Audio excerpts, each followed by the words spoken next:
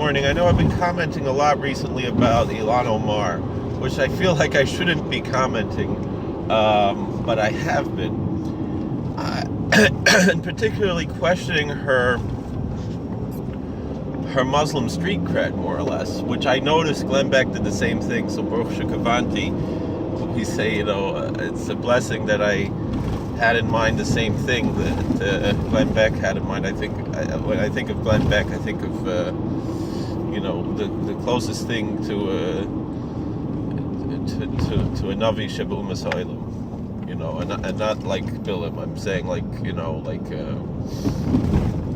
Lifaz Atemani, like he's I always see he's a prophetic voice in the wilderness. He's and even though I might not always agree with everything he says, but even with this, he was, talking in a theoretical sense, not in an absolutist sense,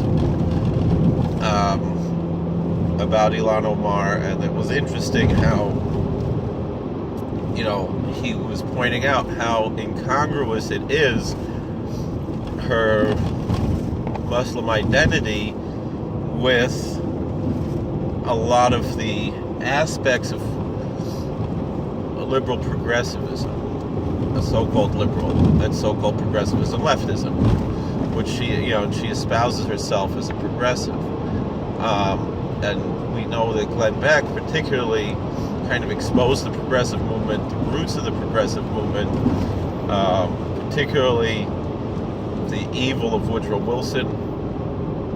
I've often said there's very few things in media that are as satisfying as listening to Glenn Beck talk about how much he hates Woodrow Wilson.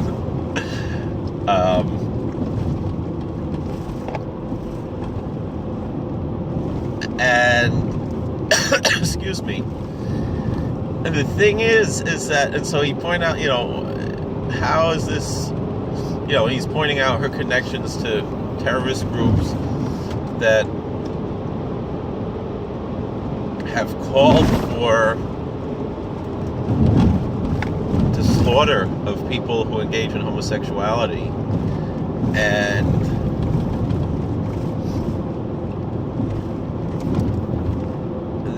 yet they,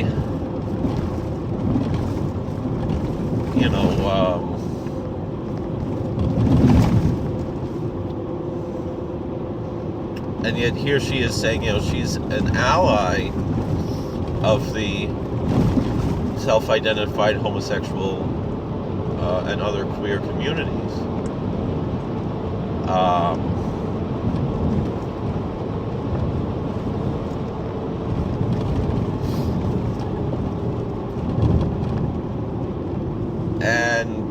But is she truly an ally? I would say,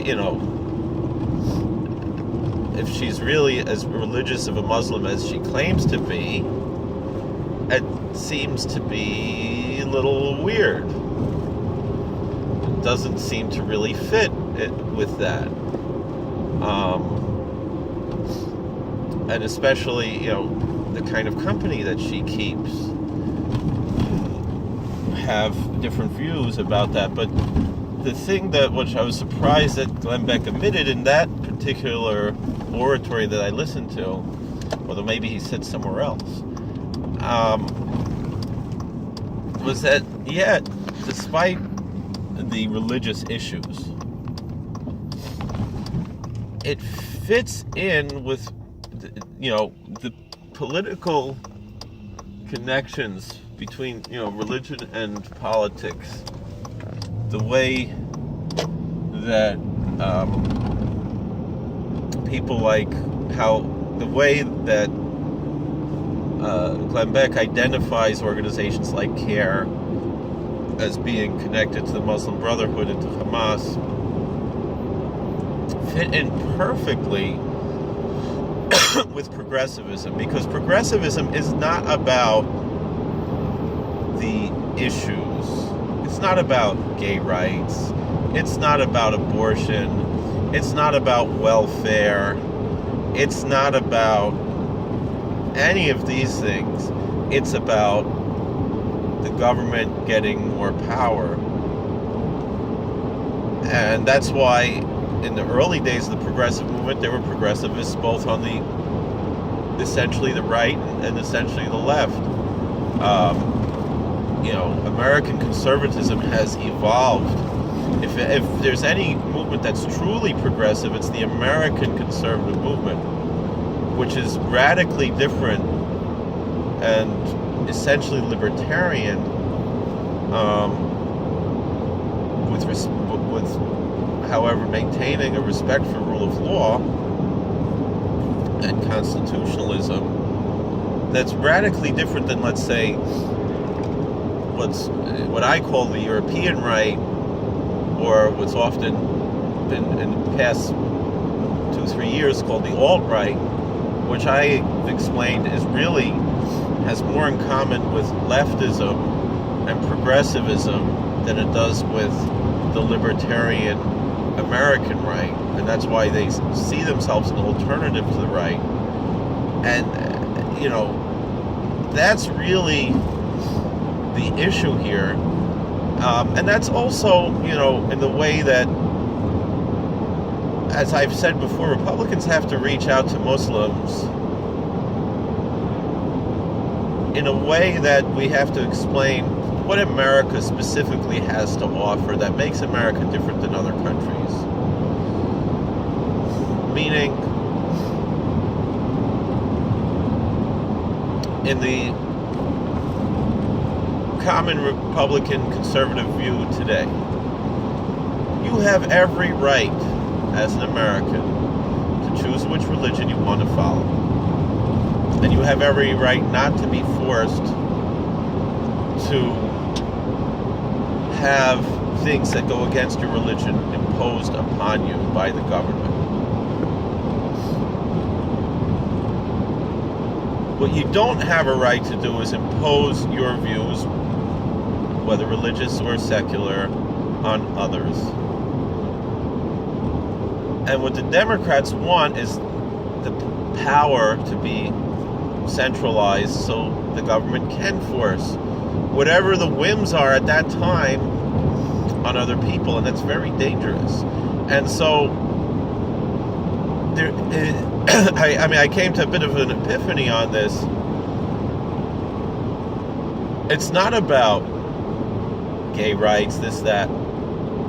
If Ilhan Omar believes that the government should be killing people for engaging in homosexuality, that runs totally counter to America, which I don't know if she believes that or not. There are people that she keeps company with who have openly made statements to that effect.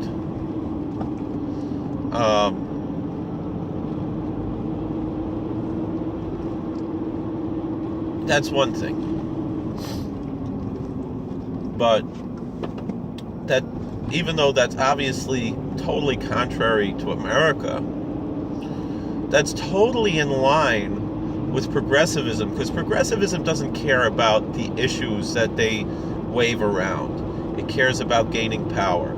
And so if they can use these issues as tools to gain power, that's what they do. The environment is the biggest, example. I mean, look at this Green New Deal. I mean, that's exactly what it is. It's all about gaining power. It's all about amassing, centralizing government power. It has nothing to do with the environment. It has to do with control. And so, too, the left, they don't care about the gay communities. They care about gaining power. And so if that power is to build or to destroy, it doesn't matter as long as they have the power. That's what the left is all about. That's why Donald Trump said in his inaugural address, which was so inspiring and beautiful, that finally the power, it's not just that the power went from one party to another, from one regime to another, from one administration to another, but the power was returned to the people. And that's what we have, and that's what the left is fighting against. That's what the media is fighting against. That's why they hate Donald Trump so much, because here it means that it's no longer the Washington elites that are in control. And And so while it's originally would seem to me that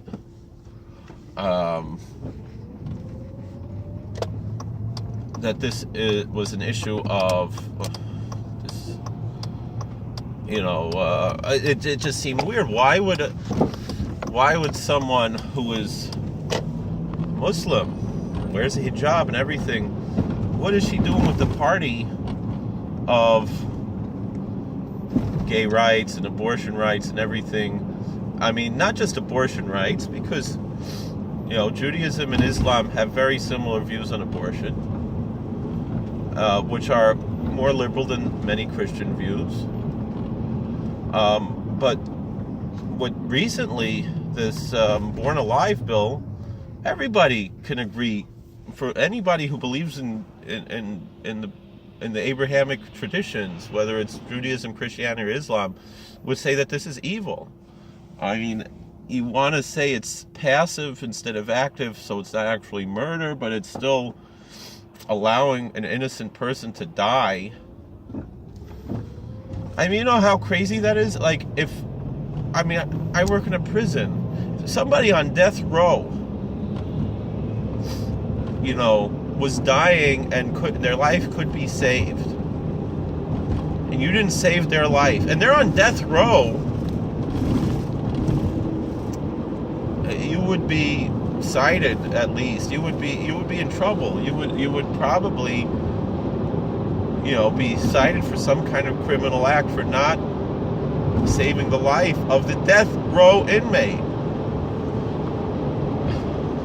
And yet an innocent baby who was blessed enough to survive an attack on them, and yet somehow they survived, and yet we're saying just let them die. And this has been going on for years and years, and the government is trying to put a stop to it, and the Democrats said no. I mean, and the Democrats have no problem questioning, is Mike Pence really a Christian? So I have no problem questioning, is Ilhan Omar really a Muslim? Because of her association with the Democrats.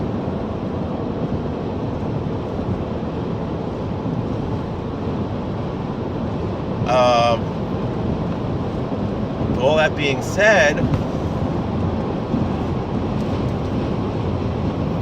as far as her being an Islamist, as far as her being someone who believes in using government to control people, she sees it just, all right, so eventually, she's seeing it as amassing power, which is what the Democrats want to do, and then she can pull the rug off under them when she gets enough of her friends in who agree with her. And that's why it's so important for the right in America to forget about, and there is I'm very upset. I mean, I think it's a lot of loud voices and ignorant voices that call themselves on the right and don't really think about these things. And like I spoke about Janine Pirro, we have to forget about the us versus them, Muslim versus Christian, or Muslim versus Jew issues, and instead focus on liberty versus government control. That's what the real issue is here.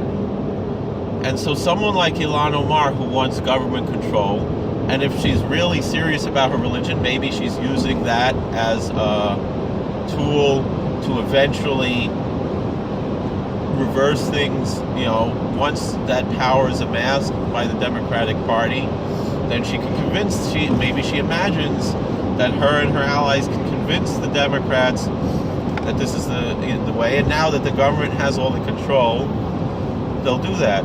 And we have to explain to the average Muslim who comes to America, and a lot of them know this already.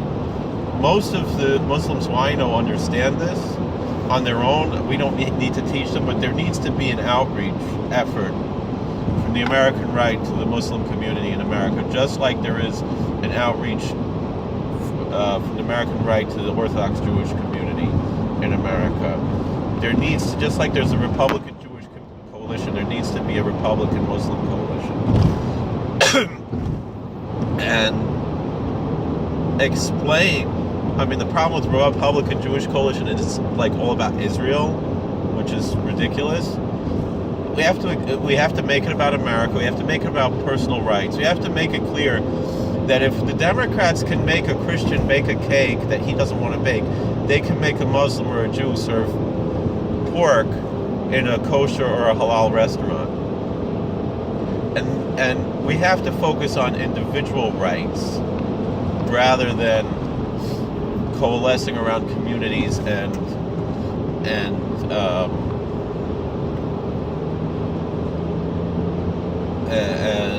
identity politics. Meaning, the individual is what matters.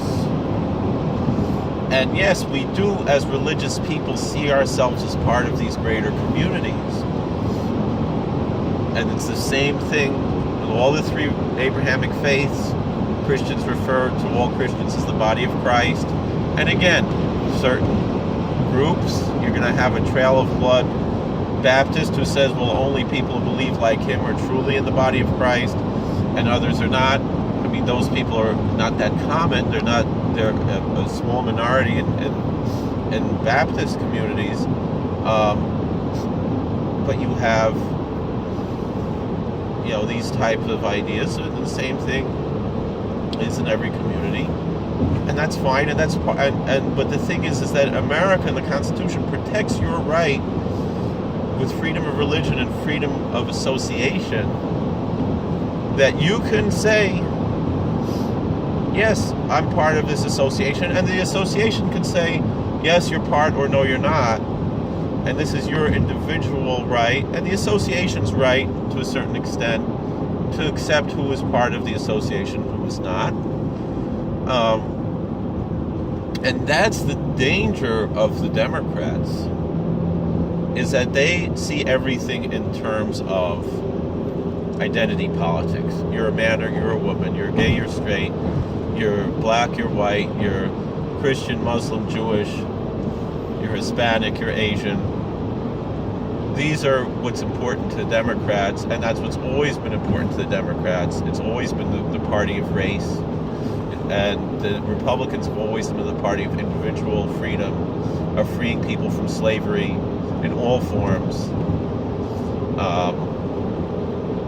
And we're still the abolition party. I mean, what do you think this whole thing with the border is? It's about abolition. It's about not letting it's about putting an end to slavery.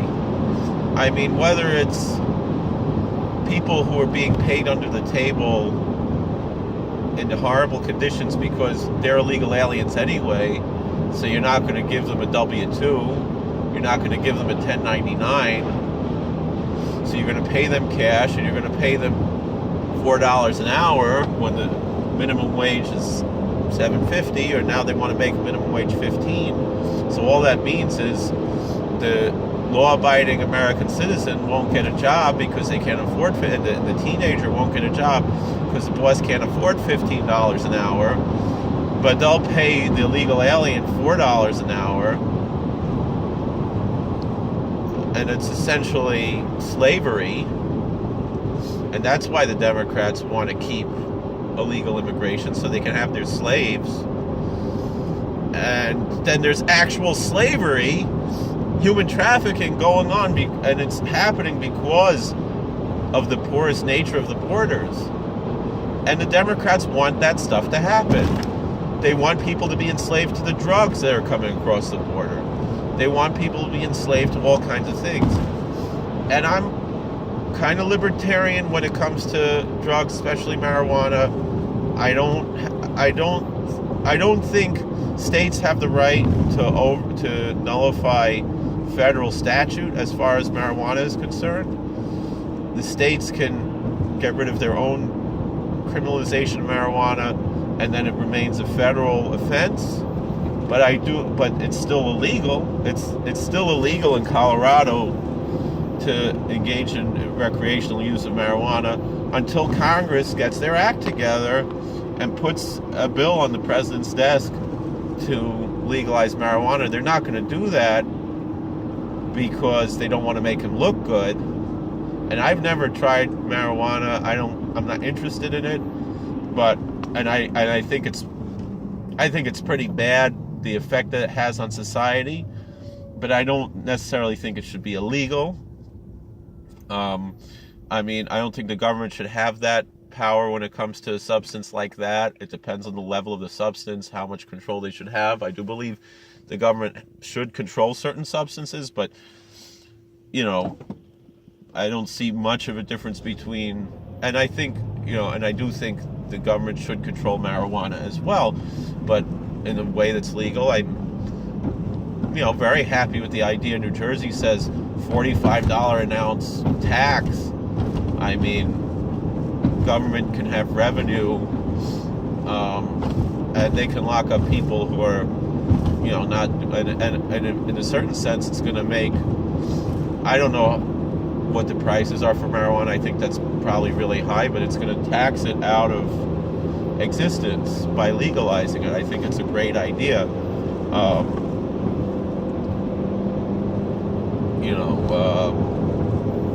But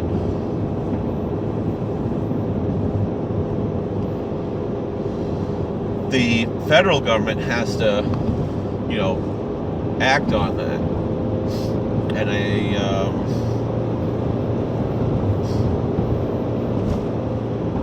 I think President Trump would do it, especially if there could also be, some kind of federal tax on it. On top of that, I don't know how that would work. It would probably be problematic. But, in a regulated sense, to give this back to the states, because as it is now, the states don't have the right. What a few states have done, people there are still breaking federal law. So it's a lot to think about.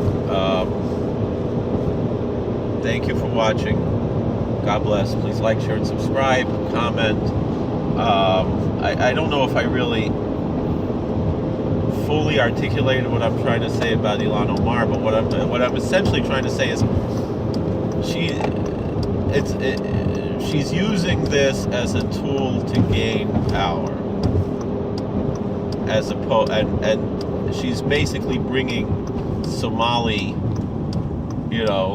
African, Middle Eastern, European, everywhere but America ideas to America, and it's just as much a British idea it's an Israeli idea. It's not an American idea. America believes in personal freedoms. Other countries really don't.